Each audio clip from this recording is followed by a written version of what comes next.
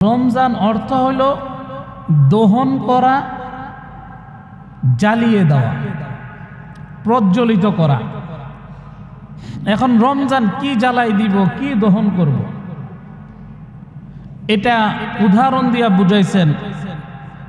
গরুর গাভীর থেকে যেরকম গোয়ালনি বা গোয়াল দুধ যেমন দহন কইরা তার স্তন খালি করে ফেলে, ঠিক আল্লাহ এই রোজার কারণে, তারাবির কারণে, সেহরির কারণে মানুষের শরীর থেকে গুনাহকে এইভাবে মুছা বাইর করে ফেলে। সুবহানাল্লাহ, সুবহানাল্লাহ। আল্লাহুম্মা বারিক লানা ফি রজব ওয়া শাবান ওয়া বাল্লিগনা রমাদান। আল্লাহুম্মা বারিক লানা ফি রজব ওয়া শাবান ওয়া বাল্লিগনা রমাদান। সকলেই বলি আমিন। রমজান আসলে আমরা দেখি, আমাদের দেশে দেখা যায় অনেক বড় ব্যানারের মধ্যে খুশ আমদেদ মাহে রমজান এরকম শব্দ লেখা। আবার অনেকে বড় ব্যানারের মধ্যে লেখে আহলান সাহলান মাহে রমজান। এটা লেখা বর্ণাঢ্য র্যালি বাইর করে, মিছিল বাইর করে, সমাবেশ বাইর করে, রমজানকে স্বাগত জানায়। এরপরে আর কোনো খবর থাকে না। রমজানের শুরুতে একটা ব্যানারের মধ্যে লেখা মিছিল করা, এতটুকুই তারা ইবাদত মনে করে, এতটুকুই যথেষ্ট মনে করে। আসলে কি রমজান এই জন্য মিছিল বাইর করব, খুশামদেদ লিখবো, মাহে রমজান লিখবো এজন্য? এটা তো রমজানের উদ্দেশ্য না। বরং রমজানের উদ্দেশ্য কি? অন্য হাদিসের মধ্যে আল্লাহর নবী রমজানের উদ্দেশ্য বর্ণনা করছেন। হযরত আনাস রাদিয়াল্লাহু তাআলা আনহু থেকে বর্ণিত, তিনি বলেন, وَإِنَّمَا سُمِّيَ رَمَضَانُ لِأَنَّهُ يَرْمِدُ الذُّنُوبَ।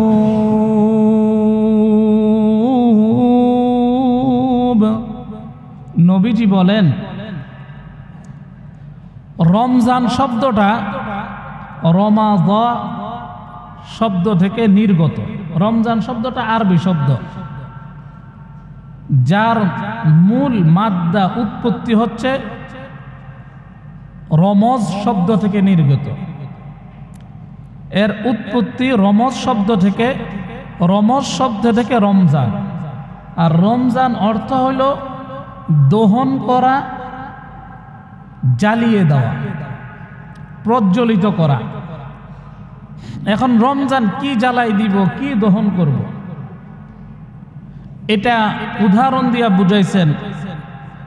গরুর গাভীর থেকে যেরকম গোয়ালনি বা গোয়াল দুধ যেমন দহন কইরা তার স্তন খালি করে ফেলে, ঠিক আল্লাহ এই রোজার কারণে, তারাবির কারণে, সেহরির কারণে মানুষের শরীর থেকে গুনাহকে এইভাবে মুছা বাইর করে ফেলে। সুবহানাল্লাহ, সুবহানাল্লাহ।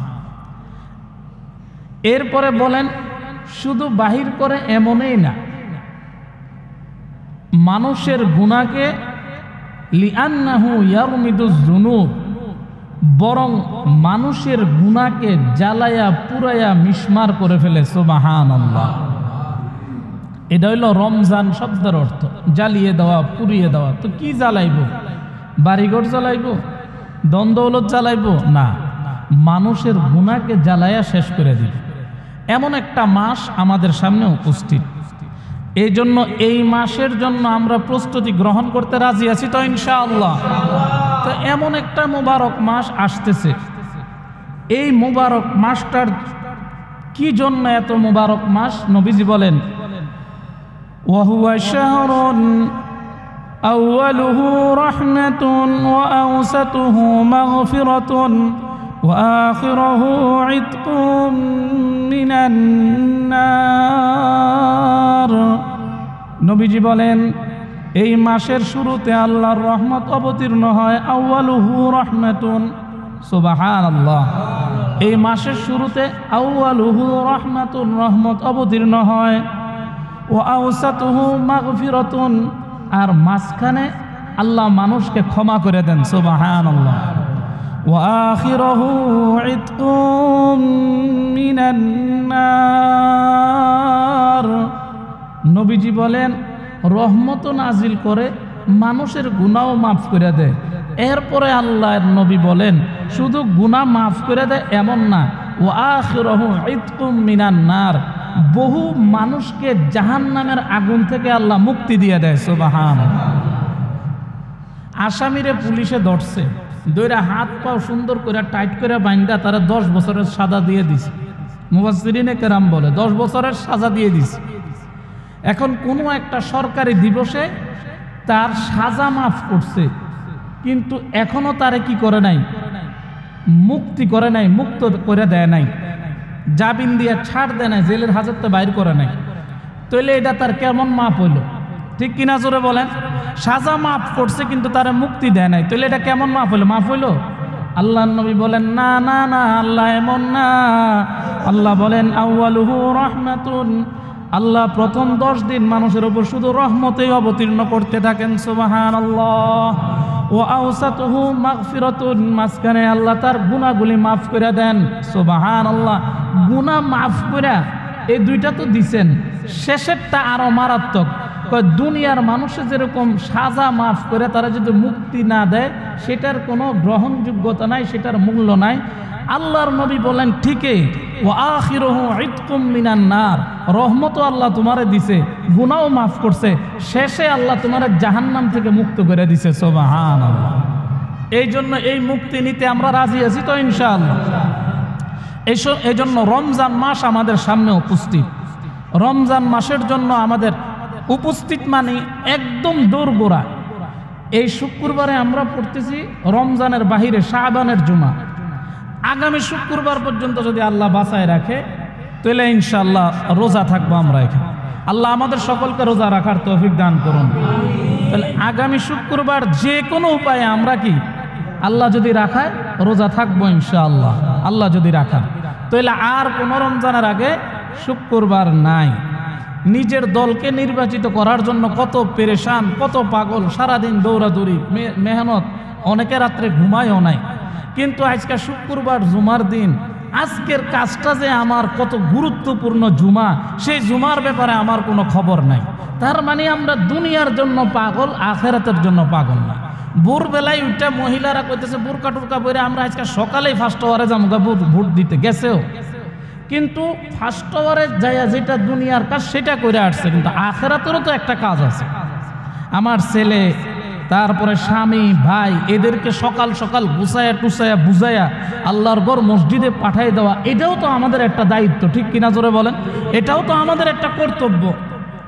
এজন্য যেই মা বোনরা সন্তানদেরকে ছোটবেলার থেকে নামাজের দিকে, ধর্মীয় কাজের দিকে অগ্রসর করে শিখায়, বড় হইলেও তারা এই দিকে ধাবিত থাকে, তাদের আমল সুন্দর থাকে।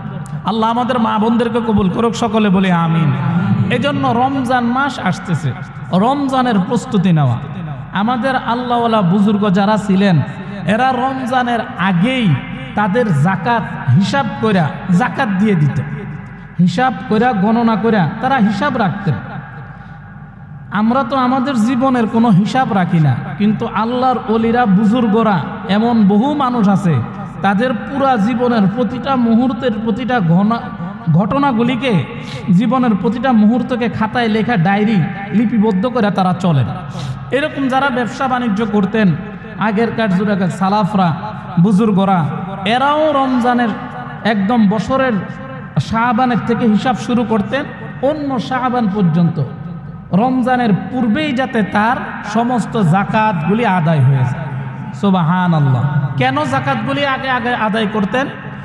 এই জাকাতের সম্পদগুলি রমজানের আগে আগে দিয়ে দেওয়ার উদ্দেশ্য হইল যারা রোজা রাখবে, যাদের পরিবার পরিজন রোজা রাখবে, গরিব দুঃখী, এরা যাতে রমজানের শুরুতে ভালো কইরা বাজার সাজার কইরা রমজানের জন্য প্রস্তুতি গ্রহণ করতে পারে, রমজানের সেহরি এবং ইফতারিতে যাতে তাদের কোনো সমস্যা না হয়। এই জন্য আমরাও ইনশাল্লাহ এদিকে খেয়াল করব। অনেকে রমজানে দান সদকা করার লেগে বয়ে থাকে, রমজানে দিব। আরে রমজানে দিলে তো 170। আপনার যদি মনে এই নিয়ত থাকে যে আল্লাহ আমি রমজানে দিলেও আপনি তৌফিক দিলে দিতে পারতাম, কিন্তু আমি রমজানের আগেই দিয়ে দিলাম, তো আল্লাহ তুমি আমার সওয়াব থেকে নৈরাশ করো না, এটা যদি মনে থাকে, মনের খবর কে জানে? জোরে বলেন। আল্লাহ বলেন, আল্লাহ নিজেই বলতেছেন, মান জাআ বিল হাসানাতি ফালাহু আশরু আমসালিহা ওয়া মান জাআ বিস সাইয়্যাতি ফালা ইউজজা ইল্লা মিথলাহা ওয়া হুম লা ইউযলামুন। আল্লাহ বলেন, মানুষ যখন একটা নেক আমল করে, আমি ওই একটা নেক আমল বিনিময়ে আমি 10টা নেকি তার আমল নামায় দান করি। সুবহানাল্লাহ। আর এটা যদি রমজান মাসে হয় তাহলে 170। আর তার দিলের মধ্যে যদি এই নিয়ত থাকে, অবশ্যই আল্লাহ তাআলা তাকে ওই পরিমাণ নেকি দান করবেন। সুবহানাল্লাহ। এই জন্য আমরা একটু খোঁজ খবর নিব যে আমাদের আশেপাশে গরিব দুঃখী কারা আছেন, অসহায় কারা আছেন, যারা ইফতারি সেহরি ঠিকমতো করতে পারবে না বলে এরকম ধারণা। বিশেষ করে আত্মীয় স্বজনের প্রতি খুব খেয়াল রাখে। আত্মীয় স্বজন যদি আমার সাথে খারাপও আচরণ করে, হাদিস শরীফে আছে, তুমি কি তোমার হায়াত বাড়াইতে চাও? আল্লাহ রসুল বলেন, তুমি কি তোমার হায়াত বাড়াইতে চাও? যদি হায়াত বাড়াইতে চাও তাহলে সেলারে হামি করো, নিজের আত্মীয় স্বজনের সাথে সুসম্পর্ক বজায় রাখো। সুবহানাল্লাহ বলেন। সুবহানাল্লাহ। সুসম্পর্ক বজায় রাখে। লা ইয়াদখুলুল জান্নাতা কাতি', আত্মীয়তা ছিন্নকারী বেহেশতে প্রবেশ করবে না। যে চায় যে আমার হায়াত বৃদ্ধি হোক, আমার রিজিক বৃদ্ধি হোক, আমার রিজিক বাড়ক, আমি সুস্থতার জীবন যাপন করি, আল্লাহ নবী বলেন সে যাতে আত্মীয়তার সম্পর্ক বজায় রাখে, আত্মীয়তার সম্পর্ক নষ্ট না করে। এই জন্য আমরা এই রমজানের পূর্ব ইনশাআল্লাহ আমাদের ভাই বোন, পাড়া প্রতিবেশী, আত্মীয় স্বজন, এদেরকে আমরা ইনশাআল্লাহ রমজানের রোজা রাখার ব্যাপারে যারা গরিব দুঃখী আসে সহযোগিতা করব ইনশাআল্লাহ। করব তো ইনশাআল্লাহ। আল্লাহ আমাদেরকে তৌফিক দান করুক, সকলে বলি আমিন। অনেক মানুষ দেখা যায় রমজানে উমরা করার লাগা বইয়া থাকে, রমজানে যদি একটা উমরা করতে পারতাম। এবং এটার হাদিসও আছে, নবীজি সাল্লাল্লাহু আলাইহি সাল্লাম বলেন, কেউ যদি রমজানে উমরা করে সে যাতে আমি নবীর সাথে হজ করলো। সুবহানাল্লাহ। উমরা করলো, এরকম হাদিস আছে। কিন্তু মুফাসসিরিনে কেরাম বলেন, হজ উমরাটা করার সাথে সাথে তো উমরার নেকি আমনে পাইলেন, একটা করলে 70টার নেকি পাইলেন, কিন্তু এর চেয়ে বেশি সওয়াব হলো জীবনে আশা আছে, মনে আশা আছে, একবার দুইবার করছেন, কিন্তু এর চেয়ে বড় নেকি হলো আপনার আত্মীয় স্বজনের মধ্যে যে গরিব আছে, অসহায় আছে, এরা যে ইফতারির অভাবে, অর্থের অভাবে ঠিকমতো ইফতারি করতে পারতেছে না, সেহরি করতে পারতেছে না, এদেরকে সহযোগিতা করে। আপনার আত্মীয় স্বজনের মধ্যে মেয়ের বিয়ে শাদী হয় না, ছেলের বিয়ে শাদী হয় না, সেগুলি সহযোগিতা করেন। বারবারই খালি আপনি উমরায় দৌড় মারেন, বারবারই উমরায় দৌড় মারেন, এটা তো নিষেধ আছে বেশি করা। তো এই জন্য মেহেরবানি করে আমরা এই বিষয়গুলি খেয়াল করব। ঠিক আছে তো ইনশাআল্লাহ।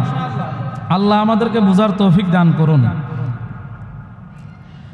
এখন রমজান উপলক্ষে আল্লাহ তাআলা বলতেছেন, এই আল্লাহ রসুল বলতেছেন, আউয়ালুহু রাহমাতুন, এই মাসের প্রথম রহমত, মধ্যে মাগফিরাত, শেষে জাহান্নাম থেকে মুক্তি। সুবহানাল্লাহ। এখন আল্লাহ যে আমাদেরকে এত নেকি দিবেন, এমন এক মাস আসতেছে, সবাই খুশি। দুনিয়ার মধ্যে যারা বসবাস করে এরাও খুশি, কবরবাসীরাও খুশি, সমস্ত মাখলুকেরাও খুশি। কিন্তু সবাই খুশি হইলে কি হবো? একজনে নারাজ। ঠিক কিনা জোরে বলেন। একজন নারাজ। কে নারাজ জানেননি? শয়তান। শয়তানে নারাজ। আর শয়তানের সাথে আরো একদল আছে নারাজ। এরা কারা জানেন? শয়তানের উত্তরসূরি যারা। শয়তানের উত্তরসূরি আছে না নাই? আছে। দুনিয়াতে ভালো মানুষের সংখ্যা বেশি না খারাপ মানুষের সংখ্যা বেশি? খারাপ মানুষের সংখ্যা বেশি। তো যাই হোক, তাইলে সবাই খুশি, কিন্তু একজন অখুশি, একজন নারাজ। সে কে? শয়তান। আর শয়তানের ব্যাপারে আল্লাহ কোরআনের মধ্যে বলেন, ইন্নাশ শাইতানা লাকুম আদুউন ফাত্তাখিযুহু আদুওয়া। আল্লাহ বলেন শয়তান তোমাদের প্রকাশ্য শত্রু। শয়তান তোমাদের প্রকাশ্য শত্রু। কথা কে বলছেন? আল্লাহ বলছেন। জোরে বলেন, কে বলছেন? আল্লাহ বলছেন। শয়তানকে তোমরা বন্ধুরূপে গ্রহণ করো না। শয়তানরে বন্ধু হিসাবে নিজের বন্ধু বানায়ও না। যদি বানাও তাহলে তোমার ঠিকানা জাহান্নাম। এখন এই শয়তানের থেকে বাঁচতে হবে। শয়তানরে যখন আল্লাহ তাআলা বানাইলেন, শয়তান কিতাবের মধ্যে আছে জমিনের এমন কোনো জায়গা বাকি নাই যেই জায়গার মধ্যে শয়তানের সেজদা পড়ে নাই। সুবহানাল্লাহ কোন? শয়তান সেজদা দেয় নাই এমন কোনো জায়গা নাই আসমান জমিনের। এই শয়তানের শত্রুতা আমি শুরু হইল কখন? যখন এই বনি আদম বানাইল। আদম আলাইহিস সালামরে বানায়া সমস্ত ফেরেশতাদের সামনে আদম আলাইহিস সালামরে আনলেন। আইনে এইবার ফেরেশতা সহ এই ইবলিসও সেখানে ছিল। আল্লাহ সেজদা করতে বললেন, وَإِذْ قُلْنَا لِلْمَلَائِكَةِ اسْجُدُوا لِآدَمَ فَسَجَدُوا إِلَّا إِبْلِيسَ। আল্লাহ বলেন, ও ফেরেশতারা তোমরা সবাই সেজদা করো। সেখানে ইবলিসও ছিল। সবাই ফেরেশতারা সকলে সেজদায় গেল। শুধু একমাত্র একজন সেজদা করে নাই। যে করে নাই তার নাম কি? জোরে কোন? ইবলিস। আবা ওয়াস্তাকবারা ওয়া কানা মিনাল কাফিরিন। ইবলিস সেজদা করে নাই। আল্লাহ জিজ্ঞাসা করে, ও ইবলিস তোরে কে সেজদা করতে নিষেধ করলো? কে করলো? এবার শয়তান একটা যুক্তি পেশ করছে। শয়তানের মত যারা একটু 2 নম্বর, এদের যুক্তিরও অভাব নাই। এরা যুক্তি শয়তানের সাথে সাথে কয়, ক্বালানা খায়রুম মিন খলাকতানি মিন নারিন ওয়া খলাকতাহু মিন তিন। শয়তান বলে, ও আল্লাহ আমি হইলাম আল্লাহ তার চেয়ে উত্তম। ক্বালা আনা খায়রুম মিন, ও আল্লাহ আমি তার চেয়ে উত্তম। এবার শয়তানে উত্তম কয়ে এবার এটার বিস্তারিত ব্যাখ্যা করতেছে। খলাকতানি মিন নার, ও আল্লাহ আপনি না আমারে আগুন দিয়া বানাইছেন, আর আগুনের খাসলত হইল সব সময় আগুনের শিখা উপরের দিকে উঠে। ও খলাকতাহু মিন তিন, আর আল্লাহ আপনি আদম রে না বানাইছেন মাটি দিয়া, মাটির খাসলত হইল সব সময় নিচের দিকে যাওয়া। ঠিক কিনা? এই জন্য আল্লাহ আমি তার চেয়ে ক্বালানা খায়রুম মিন, আল্লাহ আমি তার চেয়ে উত্তম। এই জবাবটা দেওয়ার সাথে সাথে আল্লাহ বললেন, ক্বালা ফাখরুজ মিনহা ফাইন্নাকা রাজিম। আল্লাহ বললেন তুই এখান থেকে বের হয়ে যা। এবার ইবলিস তো বাইর হয়ে যাইব। আল্লাহু আকবার। আল্লাহর দয়া মায়ার তো শেষ নেই। ইবলিস দাঁড়ায় দাঁড়ায় বলে, ও আল্লাহ আপনি রহমান, আপনি রহিম। আল্লাহ আমি এত হাজার হাজার বছর ইবাদত করছি আসমান আর জমিনের মধ্যে, না গো কোনো জায়গায় এমন নাই যেই জায়গায় আমার সেজদা পড়ে নাই। ও আল্লাহ আজকে এই আদমের কারণে আপনি আল্লাহ আমার শূন্য হাতে খালি হাতে আল্লাহ বিদায় করে দিয়েন না। আল্লাহ বিদায় যখন করেই দিতেছেন জামুঙ্গে যখন, আল্লাহ আপনার কাছে আমি 3টা জিনিস চাই। কয়টা জিনিস? এই যে যারা করতেছে শয়তানের সাথে আল্লাহর এই কথোপকথন চলতেছে, আদম আলাইহিস সালামও কিন্তু দাঁড়ায় দাঁড়ায় এগুলি শুনতেছে, দেখতেছে। সুবহানাল্লাহ কোন? ইবলিস বলে, ও আল্লাহ আপনি আমার এখান থেকে বাইর করে দিতেছেন না, আর কোনদিন আল্লাহ আমার এখানে আসা সম্ভব হবে না। আয় আল্লাহ শূন্য হাতে খালি হাতে আমার এখান থেকে বিদায় করে দিয়েন না গো আল্লাহ। আমি না আল্লাহ আপনার কাছে 3টা জিনিস চাই। এবার আল্লাহ বলে, বল কি চাস? এবার ইবলিস বলে, قال رب فأنذرني إلى يوم يبعثون আল্লাহ এক নম্বর হইল আমার হায়াতটা না আল্লাহ কিয়ামত পর্যন্ত করে দেন। কার কথা? আরে জোরে কোন না, কার কথা? ইবলিস শয়তানের কথা। قال رب فانذرني إلى يوم يبعثون আল্লাহ আমার হায়াতটা কিয়ামত পর্যন্ত লম্বা করে দেন, বাড়াই দেন। এরপরে দ্বিতীয় নম্বর হলো, আয় আল্লাহ আমার এমন একটা ক্ষমতা শক্তি আমারে দান করেন যাতে মানুষের রগের রেশায় রেশায় আমি চলতে পারি। এরপরে 3 নম্বর হলো, আয় আল্লাহ বনি আদমের যেমন সন্তান আদি হবে আদমের, আমারও যাতে সন্তান আদি হয় এই ব্যবস্থাটাও আপনি করে দেন। আল্লাহ কয় আর কোনো চাওয়ার কিছু আসেনি। ইবলিসে কয় আল্লাহ আমার আর চাওয়ার কিছু নাই। এবার আল্লাহ বলেন قال فإنك من المنظرين إلى يوم الوقت المعلوم যা যা তুই যা যা চাইলি আমার কাছ থেকে এই তিনটা আমি তোরে পরিপূর্ণ করে দিলাম। সুবহানাল্লাহ কোন? দিছেন কে?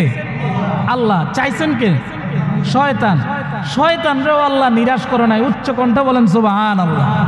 শয়তানের মনের আশাটাও আল্লাহ নিরাশ করেন না। এই তিনটা ক্ষমতা শয়তানে পাইয়া এবার শয়তানে বলে قال رب فبعزتك لأغوينهم أجمعين আল্লাহ আপনার ইজ্জতের কসম খায়া বলতেছি একটা বনি আদমরাও আমি ছাড়তাম না। নাউজুবিল্লাহ। কার সামনে? আল্লাহর সামনে দাঁড়ায়। قال فبعزتك لأغوينهم أجمعين আল্লাহ আপনার জালালের কসম, বরত্বের কসম, আমি না কোনো বনি আদম রে আমি ছাড়তাম না, সবাই রে আমি জাহান্নামে নিয়ে ছাড়বো। নাউজুবিল্লাহ। এই কথা যখন ইবলিস কইছে হযরত আদম আলাইহিস সালামের মনটা ঘাবড়ায় গেছে। ইবলিস হয়ে আল্লাহর কাছ থেকে চাইয়া সব লয়ে লইল, আর আমি আল্লাহর পেয়ারা গোলাম, আমি বুঝি এইভাবে অসহায় হয়ে থাকবো। এখন আদম আলাইহিস সালামের মনের এই অবস্থা আল্লাহ জানেন কি জানেন না? জোরে বলেন। মুফাসসিরিনে কেরাম বলে এখানে মানুষ একটা শিক্ষা দিছে। কি শিক্ষা? মানুষ তো মানুষের কিছু প্রয়োজন জরুরত হইলে মানুষ মানুষের দুয়ারে দৌড়ায়, ঠিক কিনা? জোরে বলেন। মানুষ মানুষের কাছে চায়। কিন্তু এখান থেকে তোমরা শিক্ষা নাও, আল্লাহর এত বড় অবাধ্য হওয়ার পরও ইবলিস অন্য কারো কাছে চাইতেছে না, স্বয়ং তোমার মালিক আল্লাহর কাছে চাইতেছে। সুবহানাল্লাহ। এই জন্য তোমারে আমার এখান থেকে শিক্ষা দিছে কিয়ামত পর্যন্ত আপনার আমার যত জরুরত আছে, যত প্রয়োজন আছে, সব কিছু আমরা চাইবো কার কাছে? আরো জোরে বলেন, কার কাছে? আল্লাহর কাছে। আল্লাহর কাছে চাইতে হবে। এবার আদম আলাইহিস সালাম বলেন আল্লাহ তুইলে আর আল্লাহ আমারে বানাইছেন কোন কামের লেগে? হেরে যখন 3টা স্পেশাল পাওয়ার দিয়ে দিছেন, আল্লাহ আমারও এরকম 3টা পাওয়ার দিতে হইব। সুবহানাল্লাহ কোন? এবার আল্লাহ বলেন তুমি মন খারাপ করো না, তোমার জন্য আমি ব্যবস্থা রাখছি। মান জাআ বিল হাসানাতি ফালাহু আশরু আমসালিহা। আল্লাহ বলেন ও আদম তুমি নৈরাশ হইও না, তোমার সন্তানদের ব্যাপারে আমি আল্লাহ এমন এক সিদ্ধান্ত দিয়ে দিয়েছি, তোমার সন্তানেরা যদি কোনো আমল করে, একটা জাররা থেকে জাররা সামান্য পরিমাণ নেক আমল করে, আমি আল্লাহ একটার বিনিময়ে 10টা আমল, 10টা নেকি তার আমল নামায় দিয়ে দিব। আদম আলাইহিস সালাম এখনো খুশি না। আল্লাহ একটার বিনিময়ে একটা এনা দিবেন, 10টা দিবেন কইছেন। আমার সন্তানরা যারা হইব, আল্লাহ এরা তো নেক আমল করতেই চাইতো না, শয়তানে এদেরকে ভুলাই রাখবো, ঠিক কিনা? জোরে বলেন। আমাদের সমাজের যেই মেকানিজম আমাদের হাতে ধরাই দিছে, যে মোবাইল, এই মোবাইল দিয়া দিন রাত 24 ঘন্টা অনায়াসে মুহূর্তের মধ্যে পার হয়ে যায়, আমরা বলতেও পারি না, ঠিক কিনা? জোরে বলেন। মুহূর্তের মধ্যে সময় পার। তো আল্লাহর আদম আলাইহিস সালাম নীরব, খুশি না। এবার আল্লাহ তাআলা আদম আলাইহিস সালামরা সান্ত্বনা দিতেছেন, ও আদম শুনো, তুমি মন খারাপ করো না।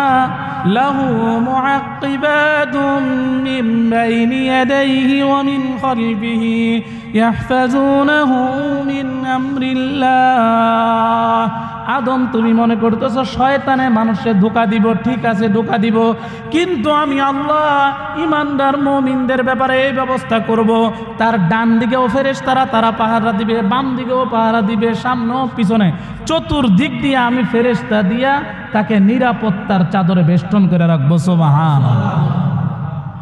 এই জন্য যে মুমিন ফজরের সময় ঘুমায় থাকতে পারে না, আল্লাহর রহমতের কারণে দয়ার কারণে সে উইঠা ফজরের জামাতে শরীক হয়। সুবহানাল্লাহ। এই ব্যাপারে নবীজি হাদিসের মধ্যে আরো চমৎকার কথা বলেন। কি বলেন? কয় মানুষরে আল্লাহ গুনাহ থেকে এইভাবে বাঁচান, মানুষ যেরকম নাকি আমরা খাবারের প্লেট থেকে মাছি তাড়াই দেই, ঠিক ইমানদার আর মুমিনের কাছে যখন শয়তান ভিড়তে যায়, ঠিক মাছির মতো শয়তানকেও ফেরেশতারা তাড়ায় দেয়। সুবহানাল্লাহ, সুবহানাল্লাহ। এখন আমার খালি একটু নিয়ত করা দরকার, চেষ্টা করা দরকার, ভালো মানুষের সাথে থাকা দরকার। আজকে আমরা যারে বন্ধু বানাই এই বন্ধুটাও ভালো না। আরো একবার বলছিলাম, নবীজি বলেন 3 গুণ বিশিষ্ট মানুষ দেখা, যার কাছে 3টা গুণ আছে, এমন 3 গুণ দেখা তুমি বন্ধু বানাই। যদি 3 গুণ দেখা বন্ধু বানাও, এই বন্ধু তোমার জান্নাতে নিয়ে যাবে। আর যদি 3 গুণ দেখা বন্ধু না বানাও, 3 গুণ সারা ব্যক্তিকে বন্ধু বানাও, তাহলে এই বন্ধু তোমার জাহান্নামে নিয়ে যাবে। নাউজুবিল্লাহ বলেন। 1 নম্বর, যারে দেখলে 3টা গুণের মধ্যে 1 নম্বর গুণ হলো যারে দেখলে আল্লাহর কথা মনে পড়ে, যার কথা শুনলে ইলম বাড়ে, যার আমল দেখলে পরকালের কথা মনে পড়ে। এই 3 গুণ দেখা বন্ধু বানায়ও। এই 3 গুণ দেখা যদি বন্ধু বানাও, তাহলে এই বন্ধু তোমারে আল্লাহর নবী বলেন হাতে ধইরা জান্নাতে নিয়ে যাবে। সুবহানাল্লাহ, হাতে ধইরা। আর যদি এই 3 গুণের বাহিরে 3 গুণ ছাড়া কোনো মানুষের বন্ধু বানাও, তো এই বন্ধু তোমারে জাহান্নামে নিয়ে যাবে। এই জন্য খবরদার, সাবধান, খবরদার, সাবধান। আমরা যাদের পিছনে হাঁটি, যাদের পিছনে যাই, এদের কাছে এই গুণ আছে কিনা দেখা যায়। হুজুররা তো বলে ইমানদারের সাথে থাকো, ইমানের সাথে থাকো। এটা যদি আমরা না মানি, না শুনি, আমনের জবাব আমনে দিবেন, আমার জবাব আমি দিব, কারো কিছু করার নাই। আল্লাহ তাআলা আমাদেরকে বুঝার তৌফিক দান করুক, সকলে বলে আমিন। এই জন্য এবার আদম আলাইহিস সালাম বলতেছেন, আল্লাহ, আদম আলাইহিস সালাম তখনও সন্তুষ্ট না। শেষে আল্লাহ বলতেছেন, আদম শোনো, তোমার মনের অবস্থা কি এটা আমি জানি, তোমার মনে কি কি চলতেছে এটাও আমি জানি। তোমারে আমি একটা আশ্বাস দিতেছি, যদি মানুষ গুনাহ করতে করতে করতে করতে জমিন থেকে আসমান পর্যন্ত গুনাহ করে, আর গুনাহ করার পরে সে ওই গুনার ব্যাপারে তওবা করে, তাহলে সে তওবা করতে দেরি, আমি আল্লাহ ক্ষমা করতে দেরি নাই। সুবহানাল্লাহ।